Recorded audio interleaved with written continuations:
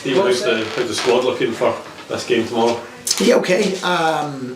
Everyone's fit. Bar Marcus, who we're still waiting on. We've had scans. We don't think it's maybe quite as bad as first feared, but he's seen a specialist today just to get that confirmed. So we'll hold fire on whether we're happy with it or not yet. But hopefully it's not as bad as we maybe first feared. You've talked previously about your time at the club, the success you've had in the league, the one sticking point maybe being not having a run in a cup competition with St Mirren. Does this feel like a huge opportunity tomorrow night? Yeah, of course it is. When you get to this stage, the quarterfinal, then it's everything to gain. We go there confident after our start of the league season. It's a tough game. I've watched Kelly 3 times this season. It's going to be a tough task, and we've got some very, very good players. We've got a lot of physicality in the team, but also a mix of really talented boys as well, some we know very well. So we have to be at the top of our game. We weren't on Saturday. We'll have to have a better performance on Saturday to progress. When you look at your time at Motherwell, getting to semi-finals, getting to finals, what that did for the fans, the town, the players, how much would you love to bring that to St Mirren? Yeah, like you see the display the fans put on Saturday away at Falkirk, and what they've done during the season, the amount of effort and time and money that's spent on it. You'd love to reward them.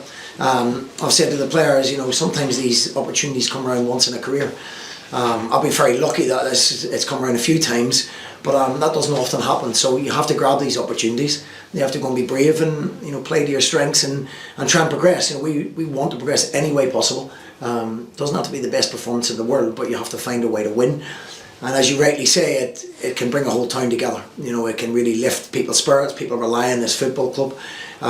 Sometimes a lot of times it's their life and what they cling on to. So we'll be doing everything in our power to make sure we're in that semi-final and we can take a big fan base to hand.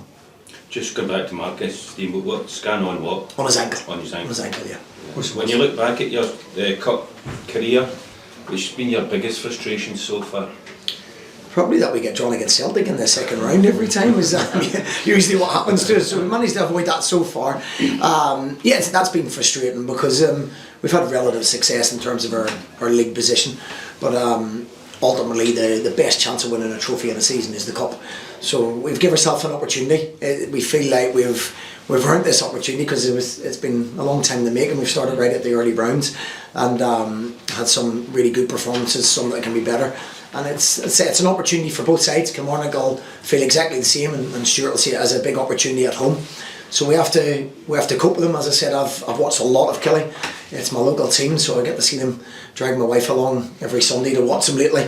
So it would be nice to get one over on them. But as I say, we have to be right at the very top of our game to progress. How different are Stuart Kettlewell's Killy to Derek McInnes's Kilmarnock?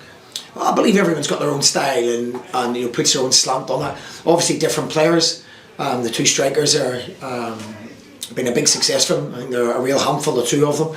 As much as they give them physicality, they're also technically very good as well. So it's there's obvious differences. Stuart's got his way of playing, Derek's got his way of playing, and there's no right way or wrong way, but either way it's always a difficult task to go to Killy. On the surface. It'll be a nighttime game. There'll be a huge crowd there as well, which we're really looking forward to. So we've faced Stuart's teams before, so we know what we'll expect. I did a wee bit of research. I think it's about 12 years since St Mirren have won at Kilmarnock. There's a lot of draws in there though. Does that point to maybe another long night down there? I don't know. I think that you can look back at history. It's hard to compare like for like when different squads of players, different managers, different styles, different times. So it's going to be a tight game, no doubt. As I say, I think the two sides are very, very close, very similar systems. So it's going to be who performs on the night and perhaps who has a little bit of luck along the way as well. Just to be clear, Stephen's Mark's definitely out for tomorrow, yeah? Yes. Definitely, but you just wait for the scan to see extent. Yeah, we just see the extent of it, today. Sorry, Ron. I was going to say, the lad King comes in and kind of shows that you can deputise for him if needs be. Yeah, I thought Kingy's been excellent. People question me a little bit when I left him back out of the team again. He's played a lot of football. He hasn't had a break. We've given him that break and sort of educated him what we wanted from him, and he's come back in again and been super. There's a good chance he's probably end up going to the World Cup as well with Jamaica. They've had a fantastic run under Steve McLaren, so we hope that he will continue progressing. We believe we've got a real find. We believe he's a really top talent, and perhaps we could have a couple of players going to the World Cup. Keanu Bacchus has fallen away from the Australian squad, but the new manager, he'll know as well and better than I do all his players. But Keanu's really back to form now. He's a boy that I envisage if Australia qualify could be another boy going to the World Cup. So we're delighted to have him back. And when you've got the players of his calibre, Killian Phillips, Richard King, as you rightly mentioned, all international footballers, then it shows the progress we're making. How do you scout a player like Richard King? I actually had a chance to sign him before that, but we were in a little bit of a sticky run, I believe, around about Christmas time, and we decided just to keep monitoring the situation. We were very lucky because I believe there was a large bid turned down from the MLS in January last year, and we managed to get him for buttons really further down the line. Their club believed that we were a really good platform, and Richard's grabbed that with both hands now. So yeah, contacts. Been in the game a long time now, so I know a lot of people, and I'm lucky enough to maintain that relationship that they'll pick up the phone to me and alert me to certain things. What did you make of Chris Sutton's lumpet comments in terms of Smith's style of play? I didn't see them. People always like to tell you good news, so I got told some of it, but listen, everyone's got an opinion and everyone's entitled to it. It take you by surprise, given the style would you defend your style of play? I don't actually care. To be honest with you, I'm very confident in what I do.